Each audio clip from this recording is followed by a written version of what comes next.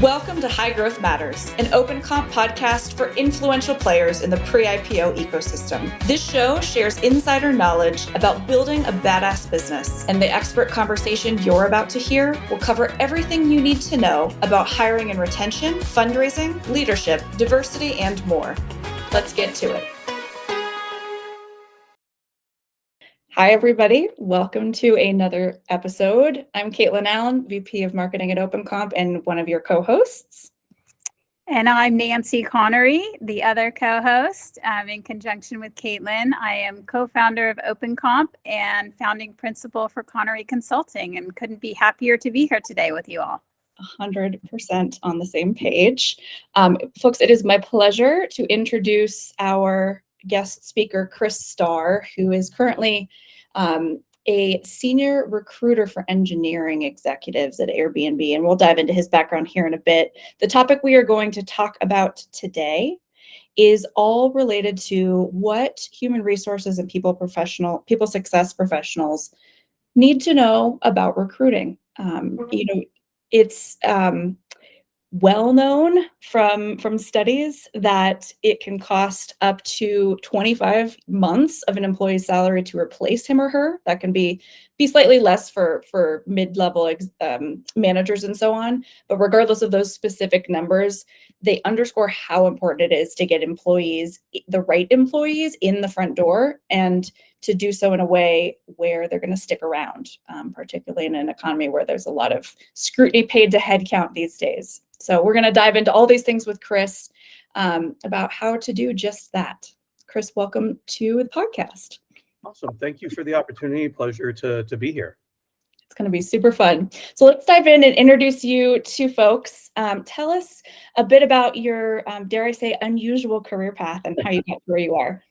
Awesome. Absolutely. Yeah. So, interestingly enough, over the years, I found like some of the best recruiters I've worked with literally just kind of like land into this space. They didn't necessarily like, hey, I want to be a recruiter, and finish college. You just kind of like, it happens. And not to say I'm one of the best, but in full reality, like literally this is kind of how it happened to me.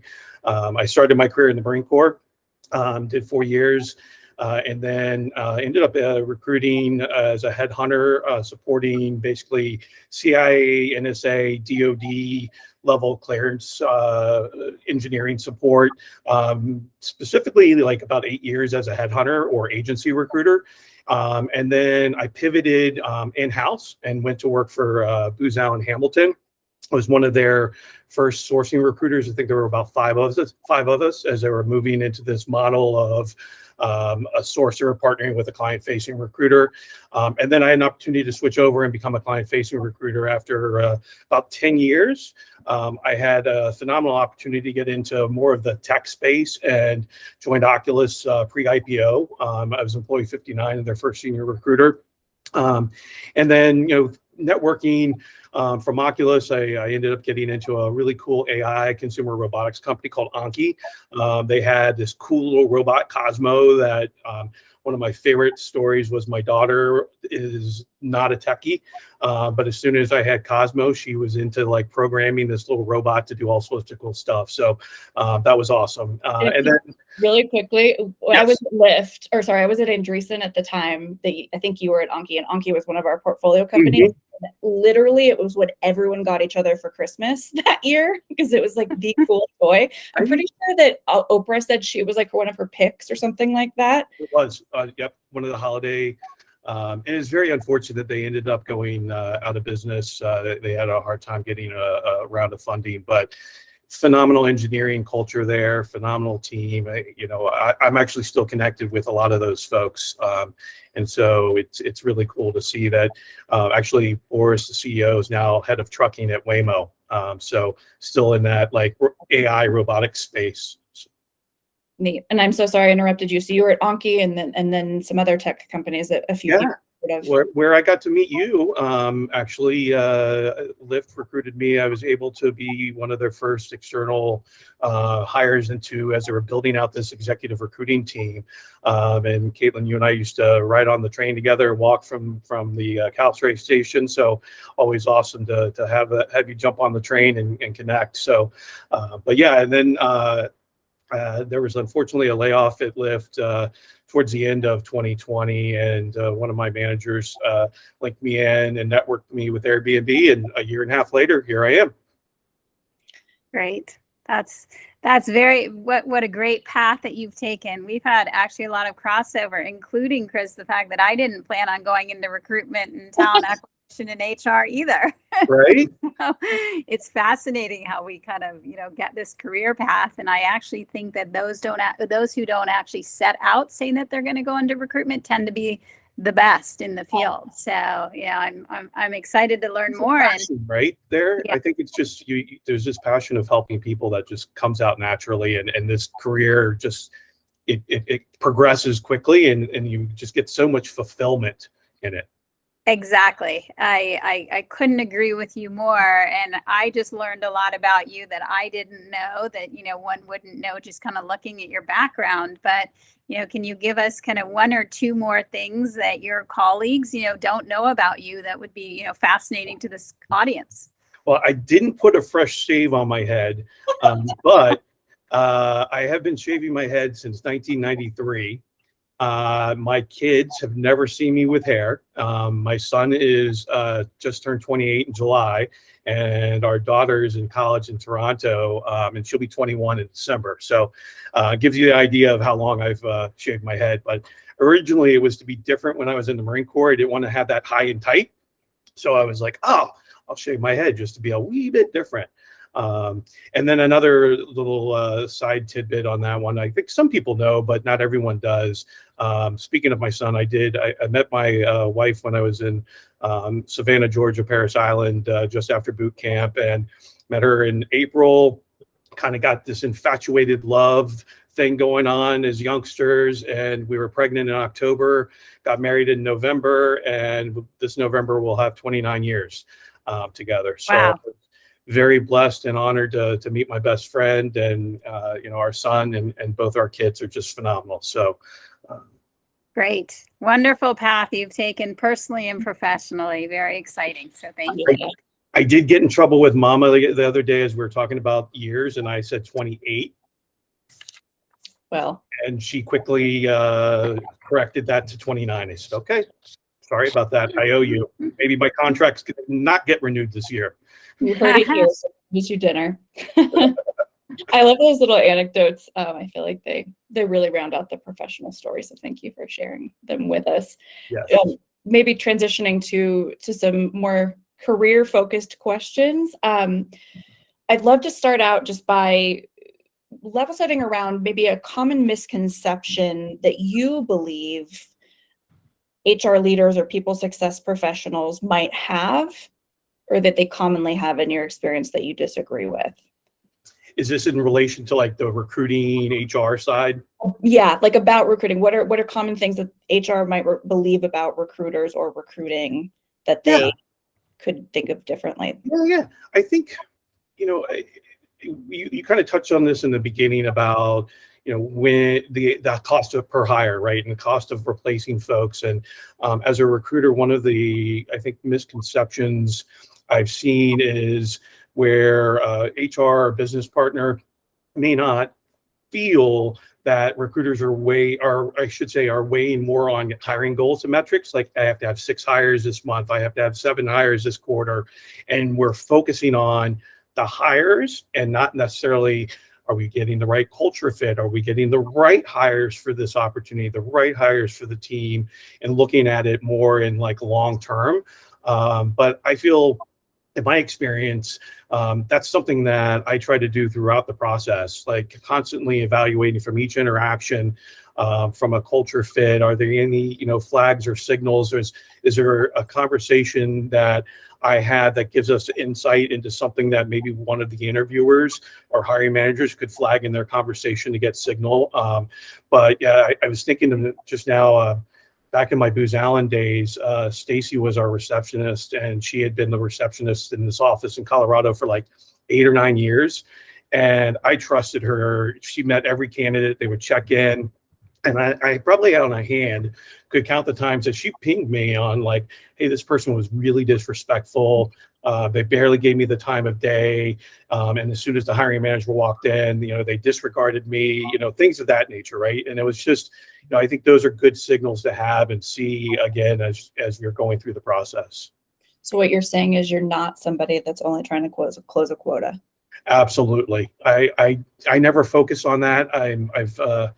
I remember when, again, going back to the Booz Allen, the sourcing metrics as we were building this out, they were we want to see 50 screens a month. And I was like, well, why don't we focus on 15 quality screens that lead to 5 great hires and not just throwing darks at a board? And, actually work with the manager, and we kind of changed how they were evaluating it and looked at it more from, rather than the screens, the actual output on the end. Like offer eligible candidates that a sourcing recruiter presented, right? Let's look at that metric, not this. So I am curious, in a virtual world where you don't have someone like your Booz Allen counterpart, are there things you do now that are similar? Oh, absolutely. Hopefully she won't mind. I'll tear up. Nicole Boucher was the first client-facing recruiter I worked with 20 some years ago at Booz, and she took me under her belt. I was moving from the headhunting world agency mindset to the in-house, and I learned so much from her. And it was regarding like not focusing on metrics, focusing on the hire, focusing on candidate experience, making sure your hiring managers are happy. And that's what I've always tried to do is really build those relationships rather than focus on just looking at numbers and metrics. Yeah. And I think, Caitlin, to your point about in kind of a virtual world, how do we, further evaluate candidates and how do they, interact with others? I still think even, back to kind of the reference, Chris, about, the receptionists, is you can even look at kind of how do they have the communications with other people who are perhaps helping schedule the interviews. Maybe there's a recruiting coordinator. And Chris, I love that you actually said that, because I used to, and I still do, I always check in with others who are kind of on the peripheral of the search to see how were they treated? What were those communications? I even like being copied on some of those scheduling communications to see, did they write it well? Were there errors? Were they polite, gracious, respectful? And I think that all translates into kind of how are they going to be in the culture. And one could even argue, well, culture has always been so important. It's even more important now that it's remote. And so how do we shine through a screen like we're doing right now? So learning experience. That's spot on. And you're right with this whole virtual, experience. It does change the dynamics. And I do find that I am looking a little bit closer at those interactions as well, to your point. And you see that where someone's really gracious in their response to Kyla, our current coordinator, and you see that and you go, oh, wow, that was, and it makes them feel great as well. Totally. Not everyone does it. Yeah. And then kind of in the same vein, but a little bit different, what would you say is the most frustrating thing, about being in recruiting right now with kind of the changes that we've seen very quickly in the recruiting landscape? That's a great question. I guess I've been doing this 25 years now. I think my biggest frustration is when you have a candidate at an offer stage and they're working about compensation being their motivating factor, right? And they're not necessarily looking at the bigger picture, and they take the offer that is the highest offer, and not unpacking that to look at longer term. And then the other aspect on the opposite side, I get really frustrated with recruiters who try to do the exploding offer scenario with a candidate. If you don't accept by this date, we're going to take the offer away. I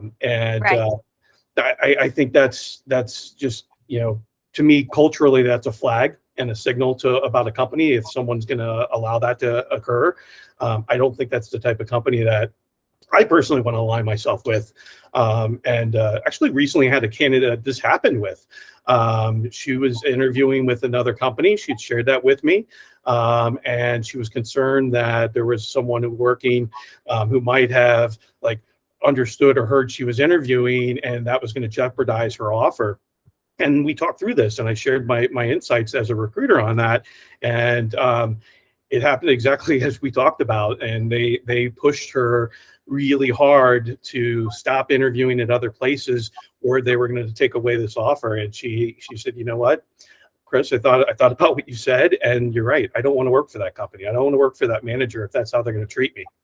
And that's a dating game, right? Like, yeah, red flags that might have saved the candidate, right? For making the wrong choice. And I think that it's important it's such a delicate balance to allow the candidate the right amount of time to respectfully go through a process, yet honor the urgency on the side of the company, right? And so how do you balance those two things, I think, is fascinating, and I think a skill that you learn, after, like you said, you've been in recruiting for 25 years. So I'm sure you've very well mastered that. So it's each candidate, right? You really have to, I find, touching base earlier on how fulfilling this is you build that relationship. And especially in leadership hiring, I know, I jokingly say the long game, but there are times where it's maybe 2 years before you actually get that person to come aboard into a new role. But you're nurturing that relationship throughout, and you're staying connected, and then you find that right opportunity, and it all works out. But it's all about that relationship throughout and the trust that you build. Completely agree with you. Yeah, same. Chris, what are the maybe 2 or 3 things, handful might be the better way to ask that characterize, whether it's your HR business partner or some other person in that department, what are those folks doing that sets you up for success? And I'm talking about communication style. I'm also talking about processes and tactical, like comp planning and things along those lines. I've had some experience with this, both positive and negative, and I think some companies do this better than others, and maybe it's whether they're a startup or further along in their maturity as a company, et cetera. But I think the actual partnership is something I've gotten to value and trust. Being in the communication, obviously HR is going to know things that maybe we all aren't going to be able to know, but as much as they can share comfortably, I think it's really helpful. And so, getting an understanding as you're kicking off a search, like from a diversity need of a team, like how do I want to build out my diversity recruiting plan? Sometimes it's, some areas maybe are very female heavy, and some areas are not. So in that area, maybe a male candidate is actually going to be, a diversity addition and need for a specific team. So getting that like pop under the hood understanding of the headcount plan, what does diversity strategy look like, and partner together to like really build that out, I think is a great partnership. And those are areas that I've found motivates me, and it really empowers us as recruiters. Their input and insight's really important. Yeah, I think that's great. I like the look under the hood idea too for everybody involved, right? Yep. And a level of transparency, honesty, education, I think goes a long way for sure. And in terms of, while the role of recruiting is really, our roles is really focused on, getting people in the door, and then seeing kind of the work pay off when the employee, not only stays at the company, but also thrives and develops his or her career, which, I think we can all agree is so beyond rewarding. But what are some of the top, unlocks that set your candidates up for success, once they accept? I think that's so you're spot on, by the way, because one of the things recruiting for Booz Allen that I really appreciated about that culture, and I remember first onboarding and people saying, well, why Booz Allen? And I'm not trying to like oversell Booz Allen by any means, but they would always talk about the people. The people made that company, and at first I didn't get it, and then years later I saw what it was. And again, it was through that hiring process, making sure you're hiring the right people, and the proverbial jerk, if you will, to use a less kind word, doesn't come through, because that rotten apple can spoil the bunch. But one of the things coming into the Valley that I found it very interesting, because I came from the DC metro area first, lived in Colorado for like 10 years, and then been in the Valley about 7 or 8 years, is how few tech companies actually offer incentives for continuing education or certifications or specific programs. I know we used to do in a couple of companies like 5 to 10K a year for continuing education or 5K for certs. I don't see that as much here, but I find that really helps keep people. You see that investment in the company into the employee feels that and has that trust that it's not just a one-way street, and their performance, it really is that team culture together. I don't know if that answers your question, but that's kind of top of mind. Yeah, and I think that's great, because I think that there's nothing better than really, having an employee who's kind of, built the next stage of his or her career at a company where you put them, right, where you were that key, instigator to make that happen. And, the things that you and the company have done have really helped them, not only personally and professionally, and when you get that, thank you, you've helped me become the person that I am today. I don't think there's anything better than that. Right? It's phenomenal. And Caitlin, I think you remember Lyft had a really good career development framework. Yes. And, again, I think if I look back and see how many people have stayed there and grew their careers and had opportunities presented to them. One of my best managers, Kember, I love the way she would take time with me to look not just in the near-term goals, but really looking at mid-term, long-term. Where do I want to grow? Where do I want to become stronger or whatever? And she would find those opportunities and present them. Yeah. And, in a way that it wasn't like, it was very nurturing and kind of like it felt as we had our development plan together, right? It made me want to come to work every day. I felt the growth and I felt the excitement personally. So awesome. I think a lot of it boils down to somewhat the stage of the company you're at. Like yes. A Series A is very different than I think when I was there with you, at least it was Series F and then IPO. Yep.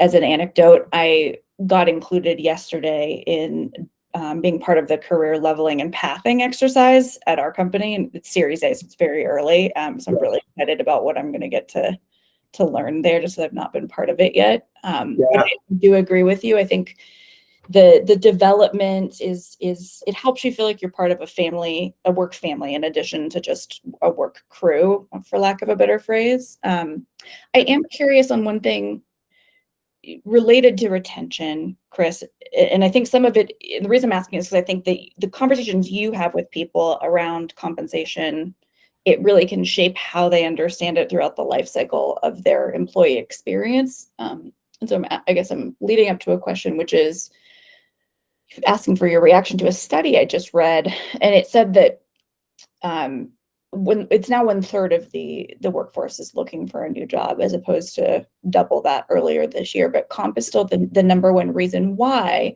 And I'm curious for your opinion, because there's so many layers of comp. Like, do you think that's related to the fact that people don't understand how a company pays? Is it more related to diversity, equity, and inclusion? Like, in your experience, what's that lens there that companies don't understand? Great question.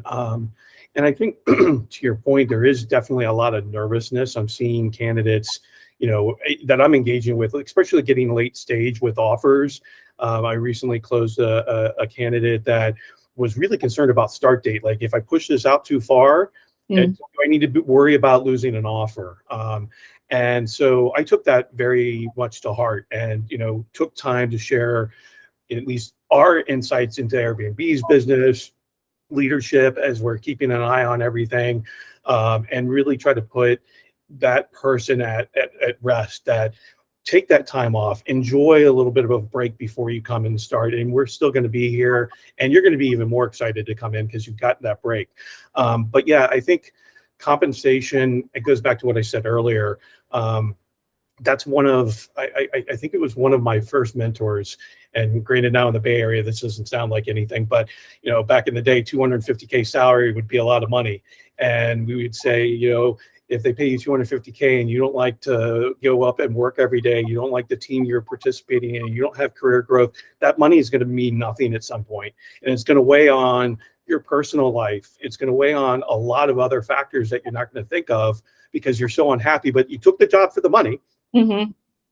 And that was not necessarily the right motivation. And, obviously compensation does take a part of the decision process, and it's got to have weight somewhere. And everyone's going to have their own, metrics there. But at the same point, I think when you look at a company's mission, the values, and you're thoughtful to what you're looking for before you start your search, taking that time to go, what motivates me? What do I get excited about? Is it, coming to Airbnb? I love working in a mission-based company. Seeing how they handled the Ukrainian refugee situation and how organic that was, and the leadership jumping in. It really just, I had tears in my eyes. I'm not gonna lie. It just felt good. So I realized that's important to me. And I may not have realized that earlier in my career, but now I do. And so if I move from Airbnb, that's going to be something I'm going to be looking for. And I don't want to leave Airbnb, by the way, but that definitely is something I've learned from my own personal self that I want to have weight in, what's next.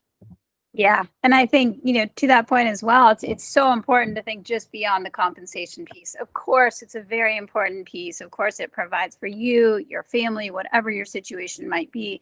But it is one piece of a much bigger pie. And I have always tried to lead and mentor people with the belief that, good things come to those who deserve them, right? And the hard work will pay off. The Yes. career progression will pay off. I think that when you lead with the compensation piece, that doesn't always work, right? And so it needs to be a part of it. So I've taken a step back a couple times from a compensation standpoint because I saw I was going to learn something. I was excited about that opportunity that they were clear, hey, this is going to be the comp range. One of my hires at Booz when we lived in Colorado lived in my neighborhood, and we were friends. And he left the military and took a job. Literally, it was the highest offer he had, and we were about 12K less.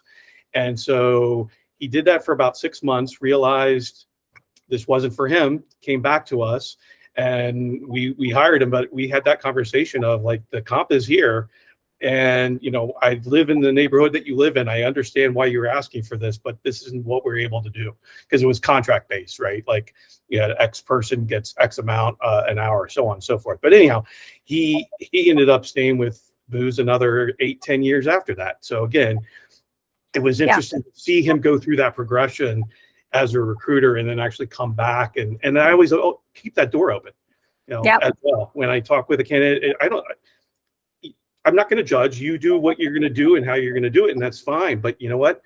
We wanted you to come join our company. So regardless of what happens, the door is always open. Yeah, very important message. Very, very important. And I hope that people really do take that to heart, and I think from the recruiter standpoint also, and the candidate experience, very important as well. And then they're going to refer people over, and, it's just going to pay back in spades beyond, the initial interactions. So very important. And then, Chris, what would you say, what's the main thing that, as you think about today in this episode, that you want our listeners to walk away, thinking about and remembering? Yeah, I think going back to one of the earlier questions, again, I've been in situations where recruiting and HR, business partners, whatever the name is going to be at that point in time, don't partner together. They work in silos. And when you work in that silo, you don't have that sense of team. You don't have that understanding of the bigger, broader picture. But when you actually, especially now, Caitlin, you brought this up in the virtual world, right?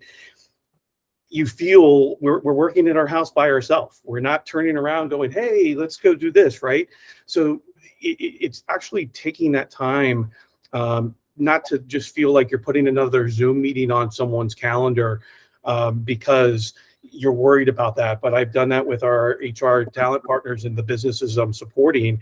And it's been a great partnership because I'm giving them data and they're giving me data, right? I'm seeing this market.